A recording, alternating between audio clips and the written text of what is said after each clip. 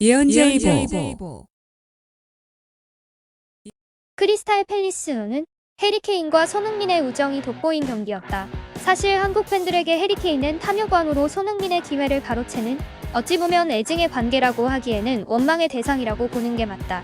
물론 한 골에 자신의 딸까지 걸고 토트넘이 5년 전 한국에 왔을 때 손흥민이 인터뷰에서 대단히 예민한 선수이고 팀의 중심이라 조공을 바칠 수밖에 없다고 말해 나름 팀에서는 에로전과 케인의 위상에 대해 완곡하게 불만을 표현한 적이 있는 골에 대해선 정말 탐욕왕이 맞다. 하지만 최근 2-3년 사이 해리 케인과 손흥민의 관계에 많은 변화가 엿보인다. 세즈뇽과 호이비에르 등의 인터뷰를 보면 손흥민과 해리는 경기장 밖에서도 항상 같이 다닌다고 이야기하고 피치 위의 와이프라고 할 정도로 굉장히 가까운 사이가 된 건 맞는 것 같다. 특별히 동료들과 가까이 지내지 않는 요리스를 제외한다면 해리와 손흥민은 유일하게 지난 7년간 함께 지내온 가장 오래된 동료이다. 알리와 케인 그리고 손흥민이 특별히 친했다고 하지만 알리마저 떠나고 나선 이제 손흥민과 케인이 유일하게 남은 단짝이다.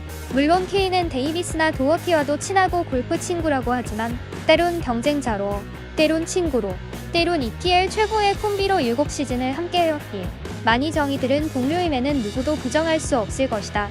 해리가 예민한 선수라고 하지만 평소 클럽하우스에서는 특별히 권위적이거나 스타로서 대접을 받으려고 하는 게 전혀 없는 아주 소탈한 성격이라고 한다. 다만 피치 위에서의 탐욕이 흠이라면 흠인디 그와 같은 탐욕이 있기에 EPL 득점왕을 3번이나 했고 도움왕도 했으며 세계 최고의 스트라이커로 자리매김 하고 있음은 분명하다. 재작년 해리가 득점왕과 도움왕을 동시에 차지했을 때 가장 먼저 도움왕 트로피를 손흥민에게 들려주며 기념 촬영을 했었고 또 지난 손흥민의 득점왕 경기에서도 손흥민에게 어시스트를 해주기 위해 노력하는 모습이 열렸겠다.